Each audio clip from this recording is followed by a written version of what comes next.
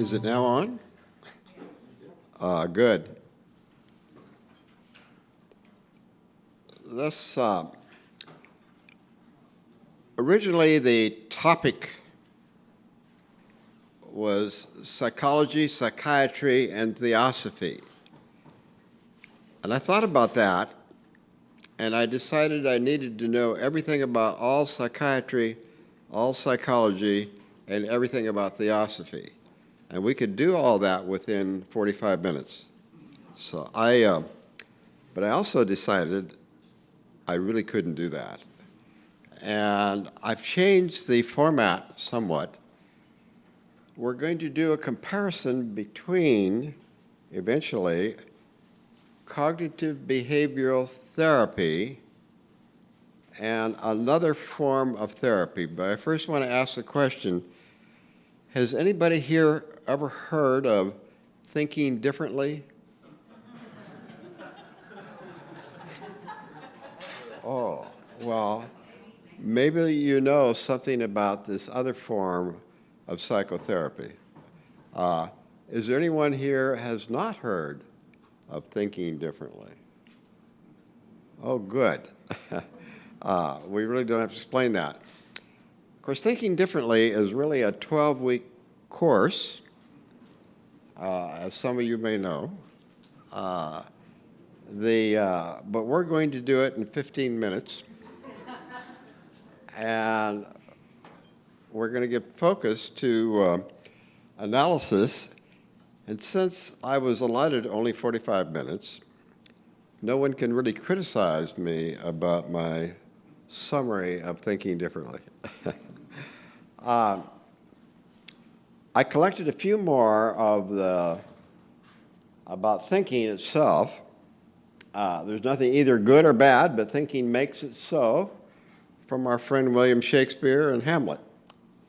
All that we are is a result of what we have thought. All that we are is founded on our thoughts and formed of our thoughts. If a man speaks or acts with a pure thought, happiness pursues him like his own shadow that never leaves him. This is from the Dhammapada, and I took that as the second paragraph. Men are disturbed not by events, but by the views they take of them. Epictetus.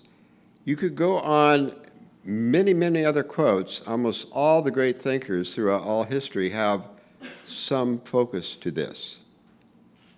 So it's, I'm going to learn how to use this. I did do a little bit regarding some of the major schools of psychotherapy or psychoanalysis and so on. Classical psychoanalysis regards conscious thoughts as a disguised representation of unconscious conflicts that are causing the problem. Conscious ideas, reasoning, and judgment are not taken on face value, taken as stepping stones to a deeper component of the mind. This particular person sees there's been a kind of evolutionary approach with psychotherapy, and I particularly think that Freud and even Jung really came from an earlier era, and repression was much stronger in that era than it is now. Although I am very much aware there are institutes of Jungian psychology and psychotherapy all over the world. In fact, there's one very close here in San Diego. There's also institutes of Freudian analysis, still all over the world.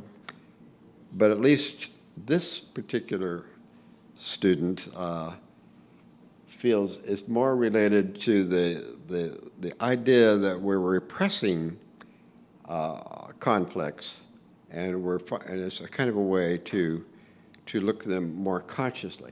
Okay, the next slide, I got to do this. Okay.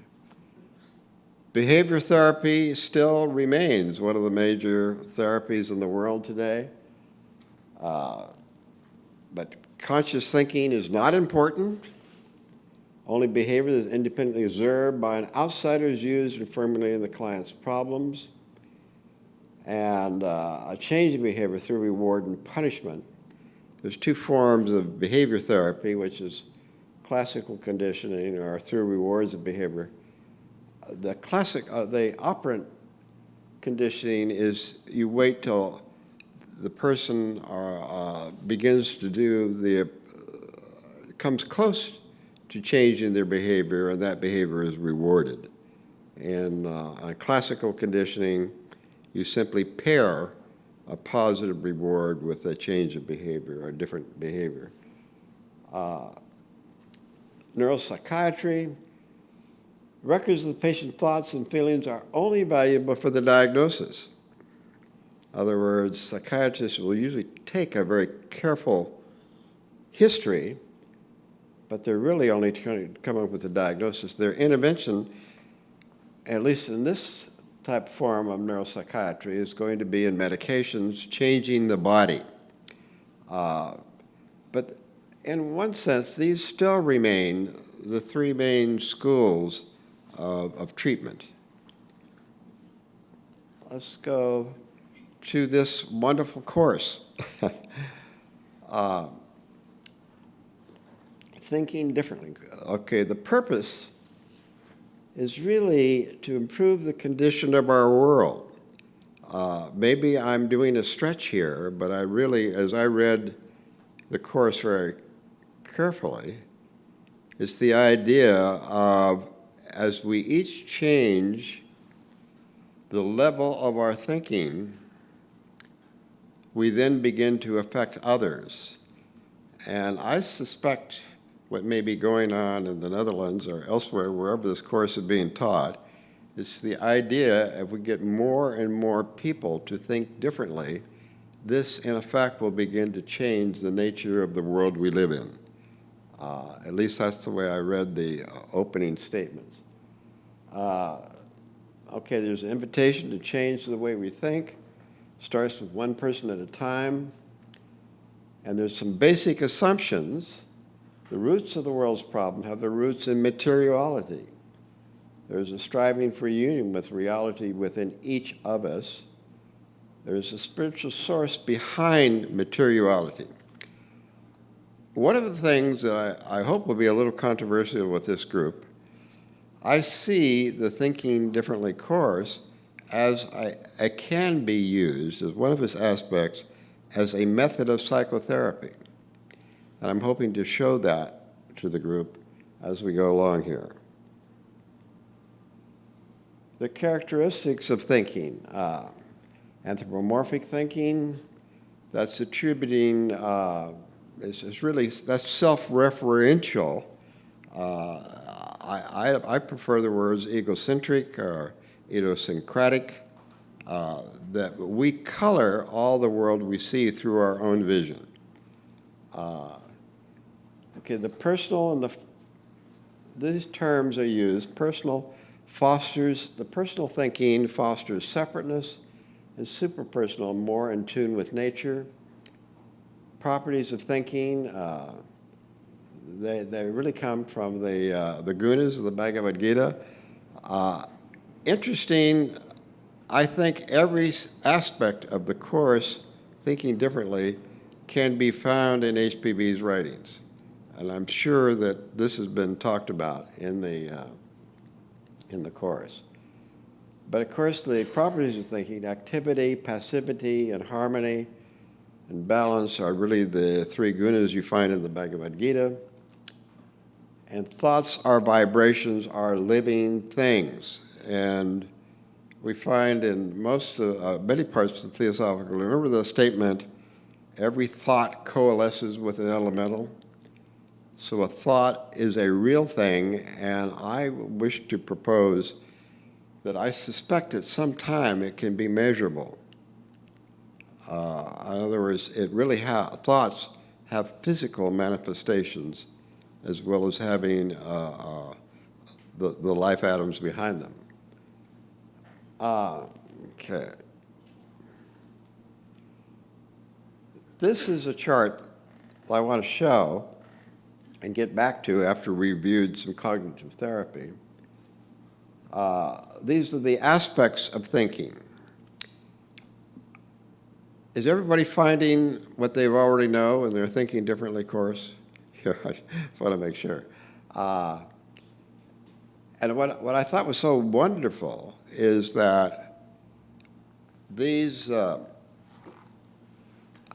ideas that we find in the 7 principles of ourselves, like Atma, we're using different terms so they're more familiar in today's world. The aspect of inspiration within ourselves is correlated with the highest part of our being, understanding with buddhi or the channel, higher manas. But notice I drew this line between higher and lower manas. It's really in the Theosophical philosophy. Everything happens in this evolutionary journey between the shift of lower manas to higher manas, and that's why we are in incarnation, and that's the method. Kama is another principle is thought of desire. Sarira is the physical. Let's see, lower manas, intellect. There's something that I wish to suggest in the Thinking Differently course, is the Linga Sharira, which is really often thought of as the astral, there in the Thinking Differently course is listed as emotional. I don't know how much discussion you've had on that, but I think it's really important. There is something in the psychology of being which I think is extremely important regarding how we get along or what we do in causing conflict. I don't know how many of you have heard of bonding or failure to bond. I really think it has an astral component. And bonding, by the way, this particular theory is very, very high in the level of current psychological thinking. Is everybody familiar with the whole bonding aspect? When I become closer to you, or we begin to develop a relationship together, we actually feel some kind of connection. Is that just an idea in our head? Or there is actually an electronic magnetic connection between us all? Some children, particularly adopted children, they say failure to bond. Have you heard of this? And interestingly enough, I have found, working with this type of child, that sometimes the better the parent you are, the worse the behavior of the child. Because you're trying to establish a bond and the child has no capacity to deal with it. And there's resistance to the behavior. So the loving and more caring you are, the more difficult the behavior becomes. It's an extraordinary phenomenon. There's also the idea that we have these electronic or these magnetic bonds around our body, and I'm sure everyone has heard of that to some extent. You know, we have 3 bands around the body, just like the Earth has 3 bands around it, just like the sun does, so does the solar system. We all have these actual magnetic, and these are measurable. Okay. So that, have you ever been in the presence of somebody else you felt very uncomfortable with, or others you felt very drawn to immediately? This has something to do with these magnetic kind of bands around each one of us. Okay, I think this is the astral. I think it's very, very powerful, and it's a very, very important part of any psychology that we come to. I'm going to come back to this chart. I'm just curious, would anybody think I've misrepresented Thinking Differently so far? We okay? Good. Okay, methods of change. In the Thinking Differently course, how does one go about this? What I found there, learn to recognize your thinking and change personal thinking into impersonal or positive thinking. So simply just giving focus to your own thinking is kind of the method. Form image or brotherhood of man and strive towards what one ought to be, which is taken from Gandhi in the Course. The final method that was given was the Socratic method. Start with one knows nothing, and then begin to have answers, weigh different opposite points of view and opinions, and try to find the crux of the matter, which I took from the Course. Does that fit with everybody else's idea of how you go about changing from the personal to the superpersonal? You are all graduates of this course. I hope you really know it. Okay. I hope I got a kind of a summary of some of the main components of thinking differently.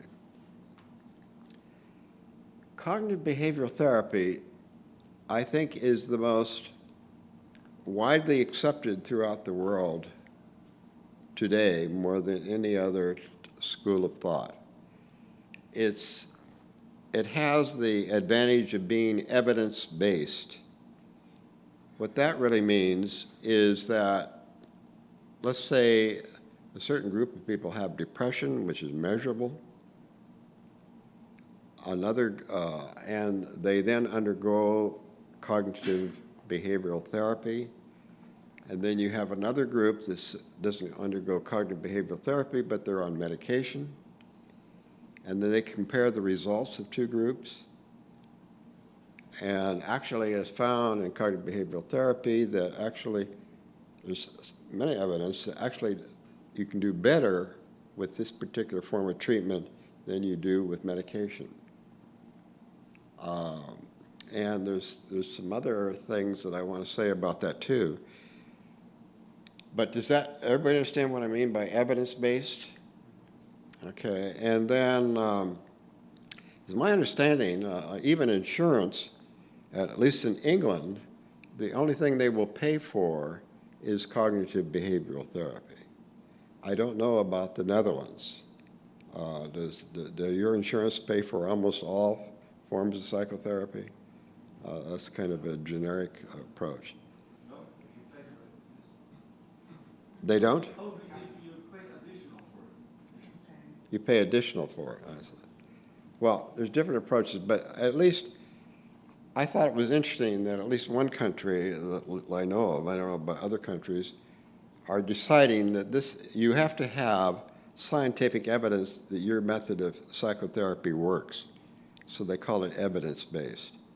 And there's another form of psychotherapy is called dialectical that's also being used as evidence-based, but it's very similar to the cognitive behavioral therapy. Okay. Now, what are the assumptions? Psychological distress is primarily a function of distortions in cognitive processes. The way we think creates psychological distress. Changing cognitions will produce desired changes in affect and behavior. The way affect is simply the way you feel and what you do. Humans develop emotional behavioral difficulties when they take a simple preference and make them into dire needs. Have you ever seen somebody that has to do this, must do that, they can't be okay unless this happens or that happens, and so on? We take some things and make them so strong within ourselves, it begins to distort the harmony within ourselves. They continue to re-indoctrinate themselves with irrational and rational thoughts, and therefore the thoughts develop into unconscious operating systems. The way we think begins to a way we approach all of life. Who we look, the kind of friends we make, the kind of things we do, and so on and so forth. But it's this conscious thinking that begins to color the type of life we have. Okay. There are three types of thinking that many cognitive therapists look at. we have an automatic, when something happens, our mind automatically goes into some kind of a thing. We begin to interpret it into an auto kind of mode. Somebody will walk out the door, and I'm sitting here, and I say, oh my gosh, why are they leaving when I'm talking? Okay. So my mind automatically may go into, they don't like what I'm saying. Okay. Some kind of automatic kind of thoughts. And then beneath that automatic kind of thought, the thinking that we all have, is the underlying assumptions. In other words, I'm assuming in some kind of way that what I'm talking about, what I'm saying, has less value. I can do that. Or is so good they can't handle it. Or whatever my assumption may be. We all have this, what they call assumptive universe. And each one of you has that, by the way. But beneath that are some core belief kind of systems. If I'm worried about the person going out the door, it may be a core belief that really maybe I don't really have much of value to contribute, or I'm not cared for. There's some kind of thing deep within ourselves that begins to color everything else we do. So in other words, a cognitive behavioral therapist would look at 3 different levels of the way we think. The automatic kind of thinking, beneath that, whatever assumptions we have, and then we have the core beliefs underneath that.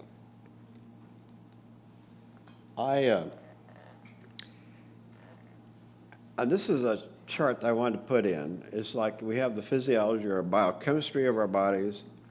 We have our feelings and emotions. We have behaviors and our cognitive thoughts. Now, it's the idea that you can intervene in one of these areas, and it will affect all the other areas. In other words, if you begin to change the way you think, it begins to change your behavior. If your behavior begins to change, your feelings and emotions begin to change. And that can, in turn, influence your biochemistry. Does that make sense to everybody?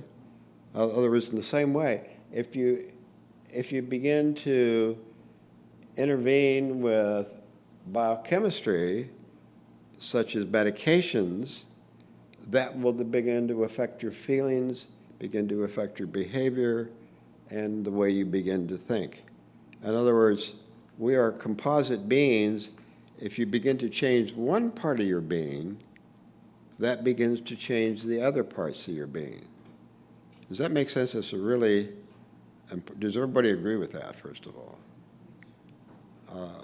I don't know if anybody's here ever taken an antidepressant, but they're widely used. If you begin to take an antidepressant, it may change other things in your life as well. You may feel better, you may change things, and so on. I think this is really important because, I don't know if I can go back. Really, if you look at things from a cognitive behavioral therapy standpoint, you're living in only one segment of your being. In other words, most psychologists and psychiatrists are really treating the lower aspects of who we are. These, if we treat the lower aspects of our thinking, that may help, it may change our behavior and so on. But I want to go back to see if I can go back to that chart. Remember this chart?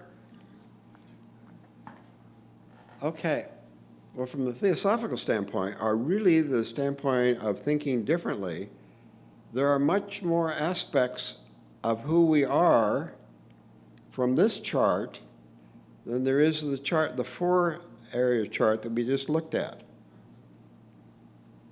So changing our thinking and from the personal to the superpersonal can affect far more than that. And not only that, but the assumption here would be that if you begin to change the higher aspects of your thinking, this may change the lower aspects of your thinking as well.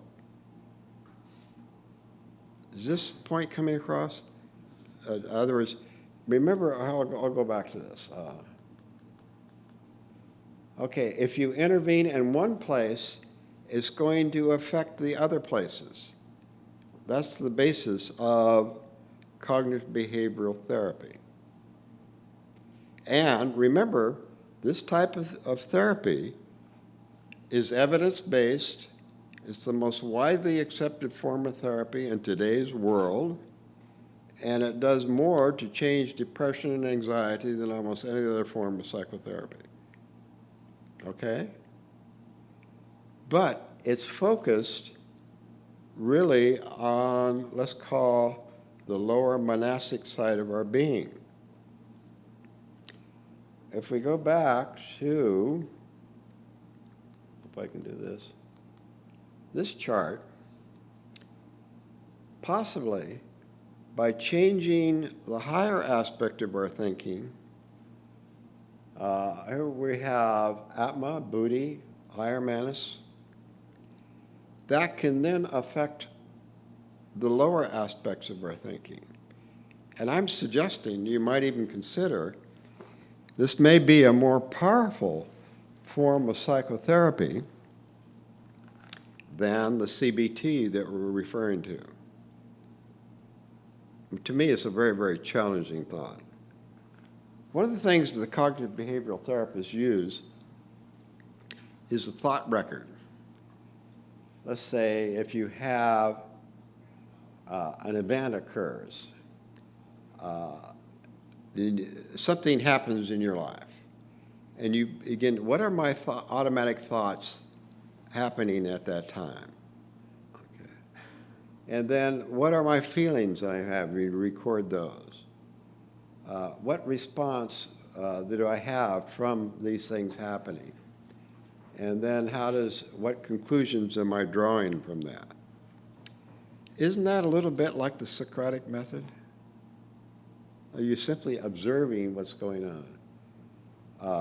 What evidence is there that your thought is true? Would others agree with the way you've interpreted things? Alternative explanations, and so on and so forth. What is the worst thing that could happen if this is true? The best thing, how could someone else respond? What benefits of this thought? So a cognitive behavior therapist would teach their clients to use these thought records. This is the homework assignment that, frankly, I give a number of my patients. And the reason I'm bringing this in is that, remember, one of the things you're doing and thinking differently is you're trying to give a lot of focus to the way you think. You begin to recognize the personal through the super-personal. Okay. But this is simply just a way of kind of recording it. I hope that makes a little bit of sense. Let's see if I got that. Again, this is the core beliefs, and almost all forms of anger, hostility, anxiety, depression. Most cognitive behavioral therapists would see the core belief under most hostility is life is not fair. If you have a core belief that I'm being cheated out of life and other people are getting more than I am, this often results in hostility. If you're going to treat somebody that's angry all the time, you look for those kind of things. Anxiety is performance. I don't seem to be doing it well enough. My standards are not high enough. When you treat a person with anxiety, nervousness, and so on, you look at core beliefs for performance. Depression, am I really loved? Very, very few they think about that being loved or appreciated is so much strongly connected at a very, very low level with depression. Okay. this is just a brief kind of exercise. Psychologist actually is right over here in Orange County. I've written this. Okay, this is a person. She's a stay-at-home mother. She also has a professional background, but she's upset at the secretary at work. And she writes, "It really bothers me when someone thinks they are better than me, and I know they are not. The secretary at the office is a great example. She makes comments like she's at my level when she isn't. That really fries me. I want to put her in the place. Someone like that triggers my competitive nature.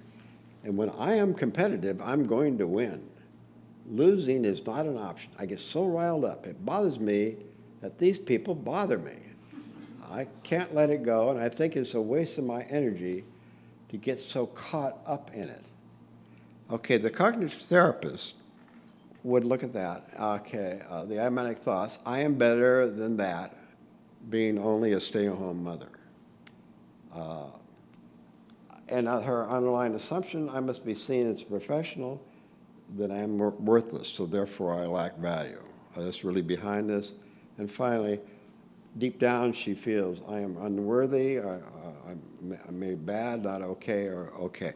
Okay, I would like everyone to look at the same vignette with the idea of classifying it whether it's personal or superpersonal, okay? So it really bothers me when someone thinks they are better than me, and I know they are not. Is that personal or superpersonal? The secretary at the office is a great example. She makes comments like she's at my level when she isn't. Okay, that's another personal, I guess we would say that. That really fries me. I want to put her in her place. Someone like that triggers my competitive nature. When I'm competitive, I'm going to win. Okay, that's also a very personal kind of a thing. It bothers me that these people bother me. In other words, she's upset because she knows she's getting upset and really shouldn't be that way. Okay. I can't let it go. It's a waste of my time. So she's getting caught in a comparison type of thing that may result in eventual depression. Okay? And so hopefully she might treat and come this way. Okay, so I'm just trying to show you could use this model in thinking differently from the personal to the superpersonal, as well as using the other model using CBT as automatic thinking, assumptive world, and core beliefs. Can you see that, the possibility of that? Okay, in other words, you could use different forms of classification to look at the same kind of behavior. Now, if you were, let's say what would be a superpersonal kind of approach, she would say, really, or one could be, the secretary at work is a wonderful person. The secretary at work is trying to help out too, and maybe I can help out too. How can we work together? What do I need to do to make this to a better world for us all to be in? Okay, wouldn't this be more of a superpersonal kind of thinking? Right? You've all had this course. I'm not going to grade you. Okay. Okay. Would that also have possibly an effect on her depression? Okay. So, in other words, I was simply trying to demonstrate, in one kind of sense, that the thinking differently course, which, by the way, I happen to see really one of the most wonderful things we've ever come across, can be used almost as a treatment method as well as an approach to changing our world. There's application in both ways. By the way, the big thing that the cognitive behavioral therapists really think, I must do well. I have to. Okay, we get into that kind of thinking. You must treat me well. We will. Like love. The world must be easy. All these kinds of things.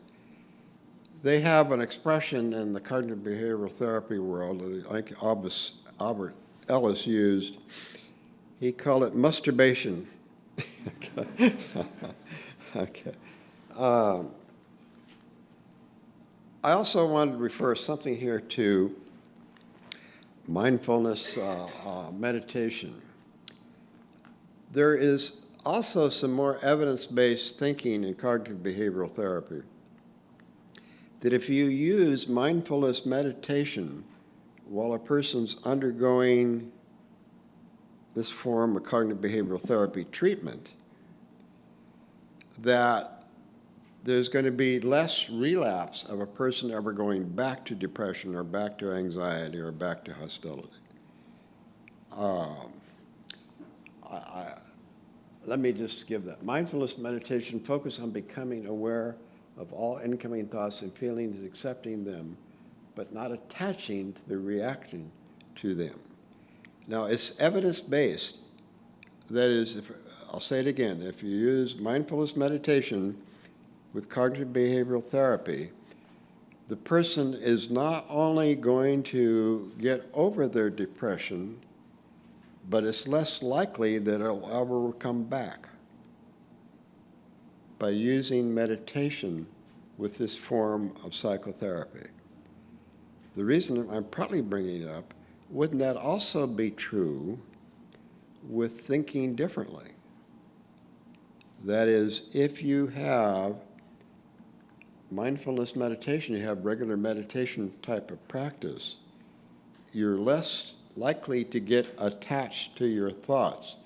And I know you had a presentation last night. I'm sorry I couldn't be here, but I'm assuming that what was given by John was that you don't get attached to the thoughts as they come through. You let them go. Okay.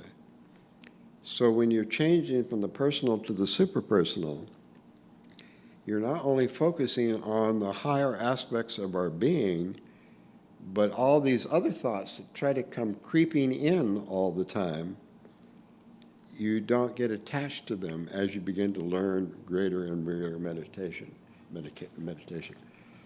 See, like CBT, MBC, that's the mindfulness type approach theory. When individuals who have historically had depression become distressed, they return back to automatic cognitive processes that can trigger a depressive episode. By the way, that same is true with medication. The research shows that after a period of time, the medication is less effective. The relapse rate of returning to depression is pretty high after a period of time. So, but the goal of MBC is to interrupt these automatic processes and teach the participants to focus less on reacting to incoming stimuli, instead accepting and observing them without judgment. That's mindfulness meditation. You don't really, the thoughts begin to creep in and you just don't hold on to them. This mindfulness practice allows the participant to notice when automatic processes are occurring and to alter their reaction to more of a reflection. Research supports the effects of MPC in people who have been depressed 3 or more times and demonstrates, look at that, demonstrates reduced relapse rates by 50%. Simply learning how to meditate, you can less likely go back to the old ways of thinking. Okay. I think that's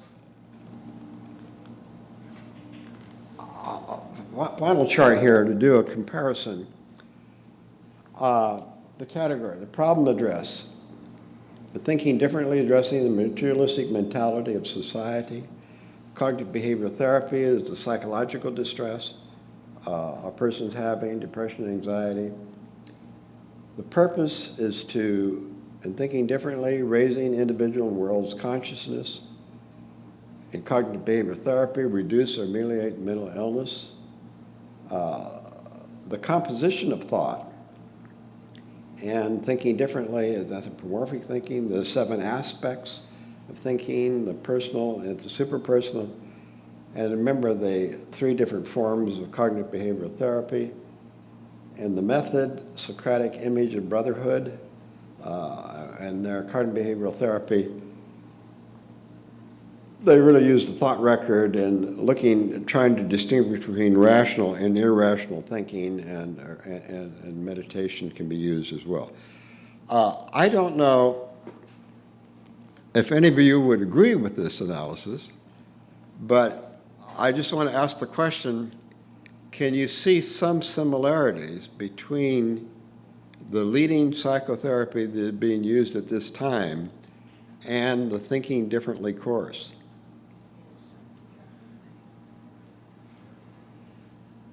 Any comments on that? Yes. I see the difference between thinking differently is that the whole humanity, world, consciousness, and the other one is to the person himself. So he or she will have no backcoming thoughts and no more problems. That's what I think.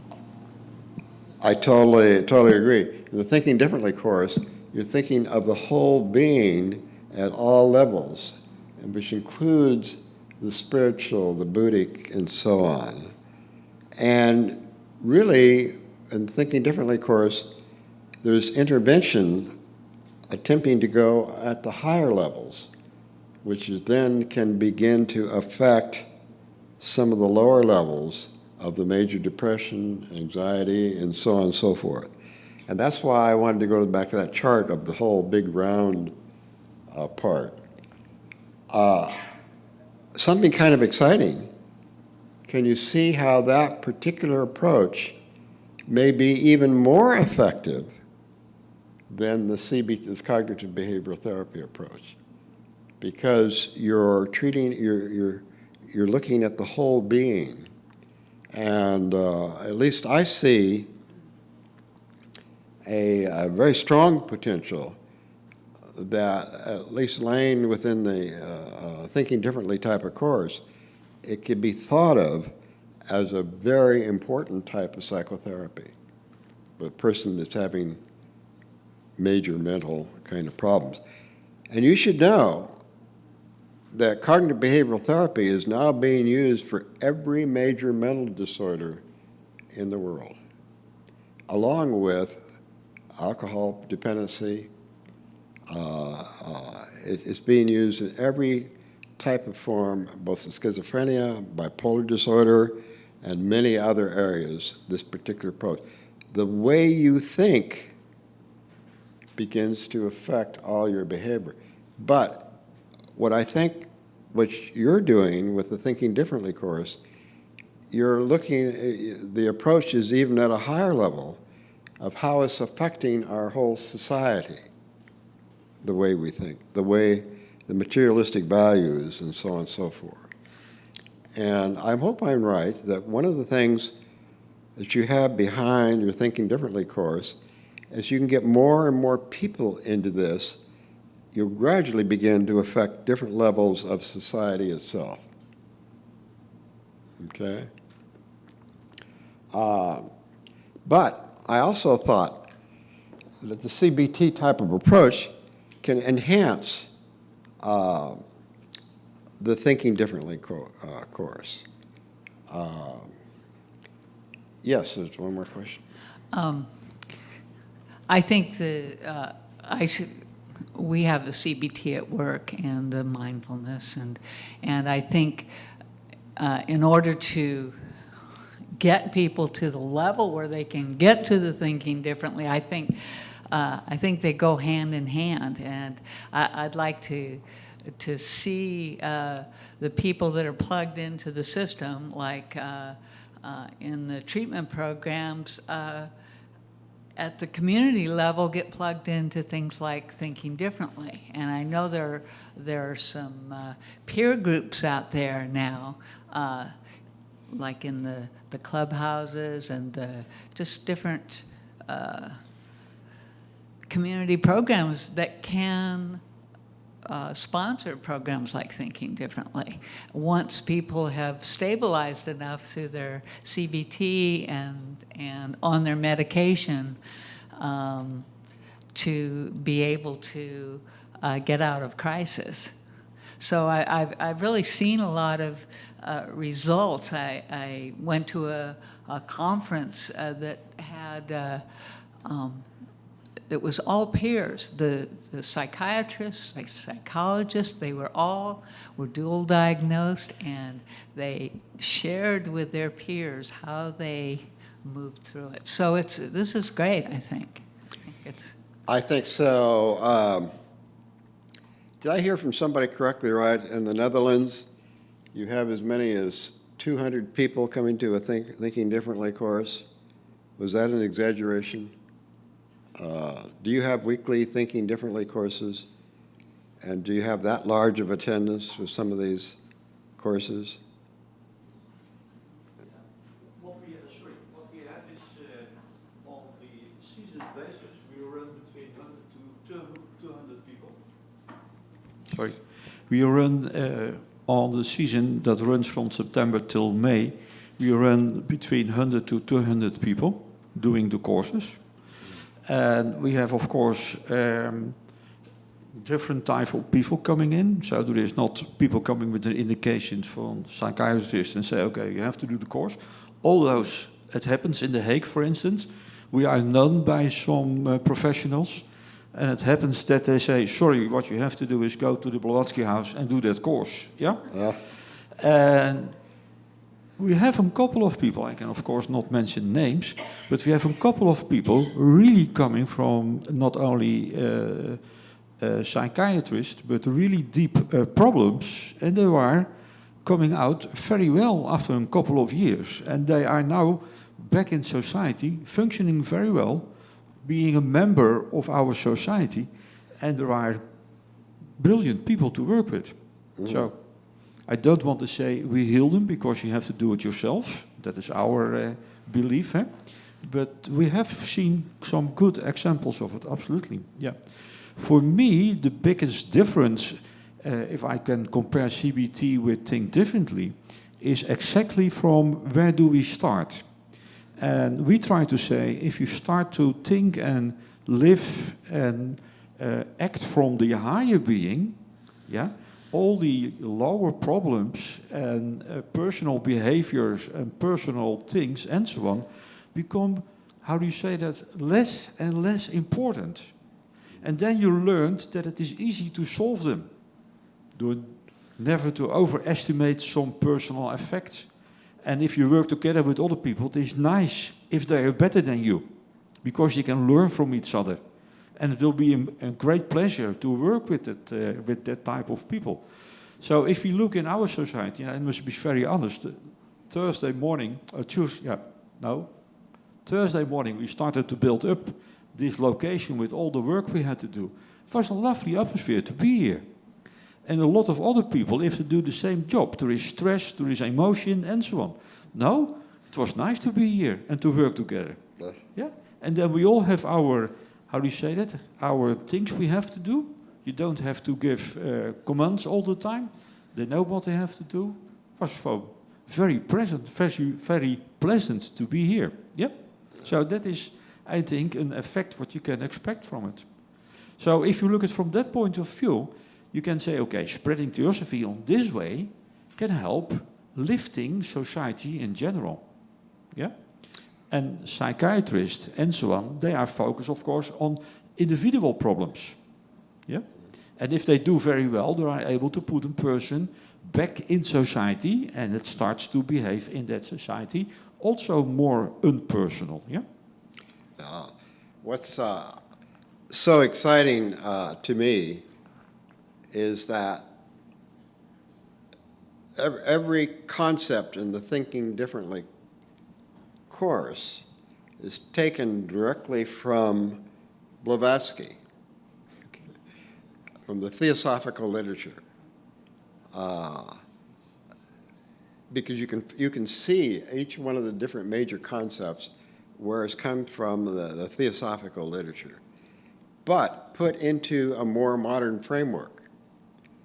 And not only that, but has a very practical use. Because I think the potential of looking at the greater human being has more power as a treatment method than looking at a certain level. Okay. But to me, that's a major, exciting kind of thing to help in helping other people.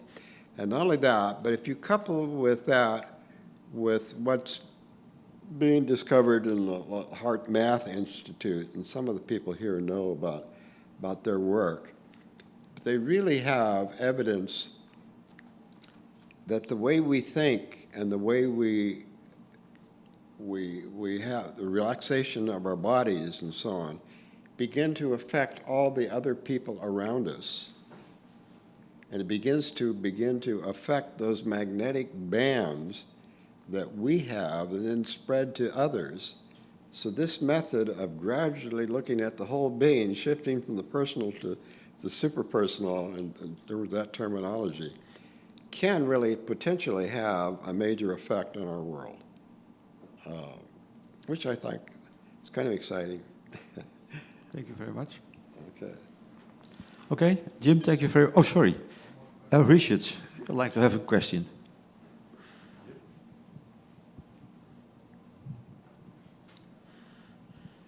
When I was in Japan a year or so ago, they talked about a psychiatrist who is no longer with us. His name was Marita. I'm not sure if you've heard of Marita therapy. And the reason I bring it up is because it has a lot of this context of the thinking differently aspect to it, and dealing with your problems, realizing that you're part of the universe and you have to work with it, and you're going to have problems, and those problems have to be accepted as far as daily type of problems, and working more with people and so forth. But I know virtually nothing about Marita therapy, and that's why I bring it up. Perhaps you know more or something about it.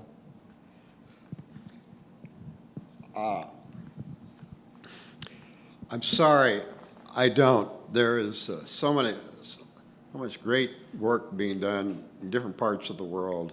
I wish I could keep up with all that. There is a therapist, I can't remember his name, but in the 1950s came up with this basic assumption that all of our lives are geared around certain assumptions or things we decide are real. And I can't, the reason he was so important, so many of the great psychotherapists went to him for psychotherapy. People like Abraham Maslow and Carl Rogers and other psychologists so well known. When they went to their own therapy, they went to this particular therapist, and he was involved in not only their treatment, but he had that basic idea that we have certain assumptions behind everything we do. Now, if that's related to a worldview, which is also very, very important, I'm not sure, but I first came across psychotherapy through that particular method. But yes, I'm sorry I haven't heard of that particular one, but I'm sure there's a lot of magnificent literature coming forth. Any other points or questions? Yes.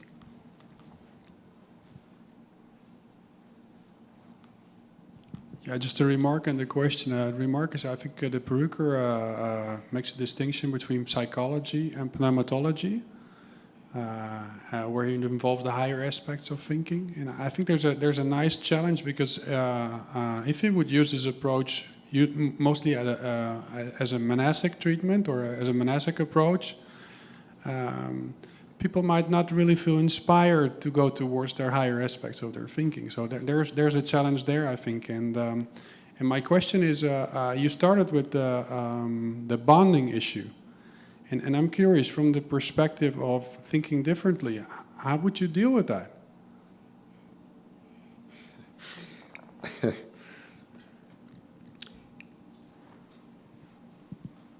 I suspect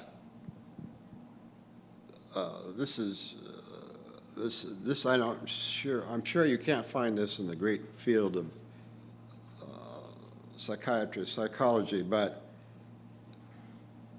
I think there is an electric component, an astral kind of component with bonding that possibly you need to nurture.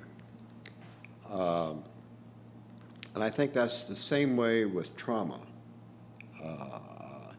You can't really treat a person in trauma with monastic approach. You really have to, interesting with trauma now, there's a great deal of results being found with movement therapy. Even the dance or yoga are different kinds of ways to try to get the body more in control. Interesting, I have a background of working with children in different types of institutional facilities, and I had a number of children like that. But interesting with these children, as long as you didn't put them in a position where they had parents and deal with a mother and father, they did very, very well. And you removed this whole intimacy kind of a thing so they could begin to build a sense of self. And then gradually they might be ready to begin to try to form bonds on their own. But I don't think you really you couldn't start out with thinking differently type of approach when there is that type of lock-in or lack or failure to bond. And both trauma and bonding, I think, would fit in those categories. Yes, yes, Ken.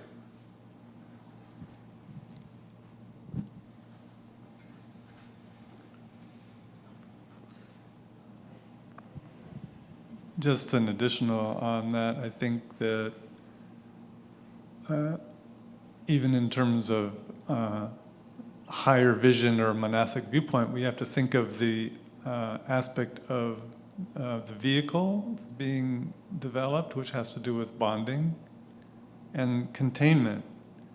So there's the content aspect of, for example, manas or even an emotion or something. We focus on the content, but then there's the container. So what's disrupted in trauma and in events in life is the vehicle is disrupted. So if you add more content, it doesn't help. So you have to rebuild the vehicle aspect of each of those principles. I hope that makes sense. But so does that relate to you, Jim? Is that? Yes. Yeah. Yes.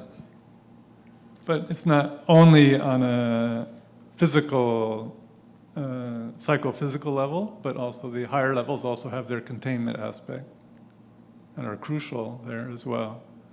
But if you throw more content into a container that's not cohesive, of course it's actually bad for it. It can overload it, it can break more easily. Yes, you have to be ready for some content in order to accept it. There's yes, please. Did you want to add something? Oh, I just had another thought. I was more curious. Women are more into hugging. I don't know if you've ever noticed that. Men are trying to figure out why they're supposed to do this. It feels good, okay. But I know there's been recent finding that there can be a hormone Everybody heard of this study? There's actually a hug will actually produce a different change in the hormones in our body, which is a pretty powerful kind of a thing. I actually think when we get closer, we feel that there's some kind of a magnetic current that goes between us all. There is in this room. And there's so many things going on at so many different levels of our being we're just unaware of that we really don't know. That was the only thought. But I love hugging too, so. And that's where I'm coming from the part that is hugging. And I was very touched by how you came across on how a child can reject a mother that does her best to raise the kid. Well, I didn't reach that stage, but I went through content experience with my own son when I was trying to give him not what he needed, but my best, so that it's better not to care than to do your best despite what the other person needs. Yeah. So that can create big time rejection. And what Ken was, and everyone here noticed that when there is a problem of the vehicle, the healing of the content doesn't seem to help, is that because we are not addressing the heart, the physical heart. What you said, that is that connection that feels in the air and between us, actually was measured. It's called a torus, and you provoke it by activating your heart through feelings of appreciation, whatever you can do that activates the chest area, provokes the torus, that it's in harmony with the earth and with the energy of the other people, and the vehicle heals from there. Well, maybe I'm dreaming, but that's a